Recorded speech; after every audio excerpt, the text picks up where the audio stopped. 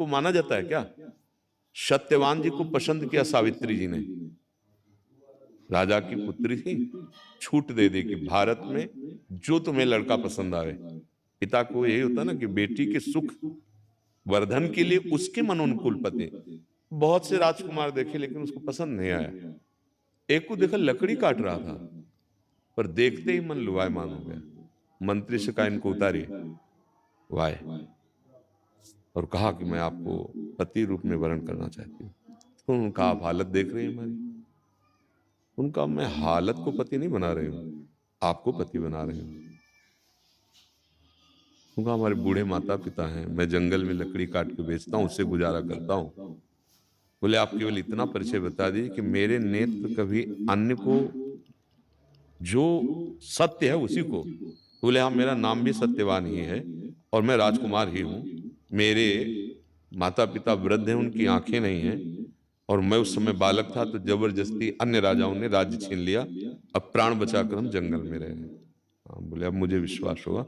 और अपने पिता के पास गई, तो जब वो गई तो वहां नारद जी विराजमान थे। नारद जी त्रिकालज्ञ महापुरुष हैं।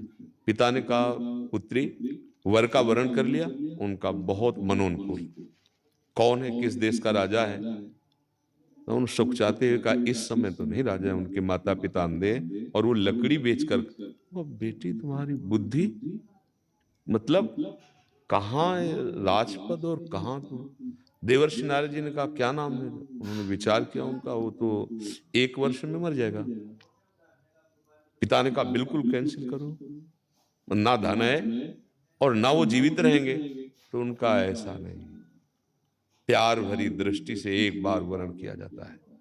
मैं भारतीय नारी हूं, एक बार मैंने उनको वर्ण कर लिया। देवर्षि नारद जी से कहा 1 वर्ष तो बहुत होता है, अगर हम 1 मिनट भी पति पत्नी के रूप में रहे ना तो हमारा जीवन सार्थक रहेगा। अब देखिए प्यार किसे कहते हैं। पिता ने जब ब्याह किया कि मेरी पुत्री की मौत, तो खूब दहेज हो तो सब कुछ उन्हें, एक भी नहीं स्वीकार किया। कहा नहीं, मेरे पति जैसे रह रहे हैं मैं वैसे रहूंगी। अब समझो प्यार किसे कहते हैं, पातिव्रत धर्म किसे कहते हैं, सुख किसे कहते हैं। पिता ने कहा हम तुम्हारी इच्छा के विरुद्ध नहीं चल सकते, ठीक है। ऐसे ही जिस झोपड़ी में रहते थे जंगल में, वहीं जाके रहेंगे। नारद जी ने बता दिया था अमुक तारीख अमुक समय 1 वर्ष जीवित रहेंगे। बस रोज प्यार से सेवा करती, माता पिता की उनके और उनकी, कभी कोई याचना नहीं की, क्योंकि याचना करने का रास्ता ही नहीं रह गया था। वो तो लकड़ी बेच के जीवन यापन करते थे, और याचना करनी होती तो अपने पिता से प्राप्त भोग सामग्री एकत्रित कर लेती, महल बनवा लेती, वही जंगल में बनवा लेती। जो समय 2-3 दिन रह गए, खाना पीना सब उनको पता है ना। आखिरी दिन जो था तो सत्यवान से कहा आज तक नहीं मांगा, एक बात मांगती हूँ। क्या? आज अपने साथ मुझे ले चलो। तो उनका माता पिता की सेवा में अभी तक रही आप, और आज बोले आज मेरा मन है कि आप जहां जाओगे आज मैं आपके साथ रहूंगी। बताया नहीं, साथ में माता पिता से भी अनुमति ले लेंगे। बोले ये कौन सी बात है? माता पिता ने कहा आप जाना चाहते अवश्य जाइए, आज तक तो कुछ मांगा नहीं। और निरंतर मंत्र चल रहा है, भगवत मंत्र। और अपने पति के साथ वो लकड़ी काटने के लिए चढ़े, उनका सर दर्द कर, उनका सावित्री सर दर्द करा, उनका भगवान उतर आइए, तुरंत वो समझ रही आइए, और गोद में से सर रखा, शिव आंख मूंदी, सामने देखा भयंकर भैंसे पर सवार धर्मराज यमराज। वो देवी पवित्र ब्रह्मचर्य से रही, पति का वर्ण किया, इतनी सामर्थ्य कि वो अव्यक्त स्वरूप धर्मराज को देख लिया। धर्मराज ने यमपास से जीवात्मा को शरीर से निकाल लिया, चल पड़े। उसने मन में निश्चय किया मन वचन कर्म से मैं अपने पति के सिवा आज तक किसी को गलत दृष्टि से नहीं देखा। तो मेरे में सामर्थ्य हो, जहां ये जाए मैं इनके पीछे चलूं। आकाश मार्ग में चलने लगी। ये भगवान श्री कृष्ण द्वैपायन व्यास देव जी द्वारा रचित महाभारत में चरित्र है। पीछे मुड़ के देखा चूड़ी और नूपुरों की खनकार से, तो उनका देवी ये असंभव है, तुम हमारे साथ हमारे लोक में नहीं जा सकती, क्योंकि मृत्यु लोक का शरीर है। और सत्यवान के सिवा तुम अगर कोई वरदान मांगो तो मैं दे दूंगा, क्योंकि तुम पति से प्रेम करती हो ये देख करके। तो उनका हमारे सास ससुर का राज्य जो छिन गया है वो उनको प्राप्त हो जाए और उनके नेत्र प्राप्त हो जाए। तथास्तु, ऐसा ही।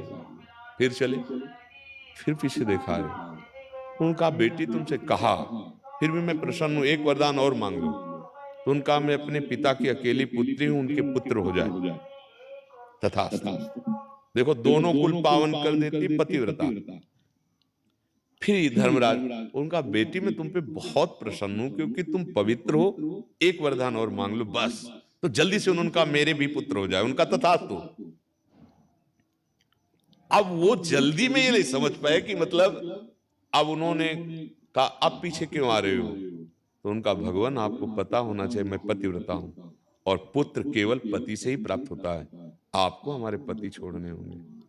तो उनका, धन्य है, धन्य है, मेरी बुद्धि को भी ठग लिया। मतलब आपके धर्म में इतनी सामर्थ्य, पातिव्रत धर्म में, जाओ बेटी।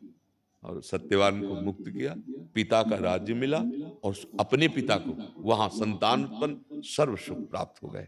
क्या हुआ? धन काम आया क्या? धर्म काम आया। हम आज इसी भाव में बह रहे हैं। दोनों के हृदय में यदि सांसारिक अन्य सुखों का महत्व है तो प्यार पे कुल्हाड़ चल जाएगी। आप देख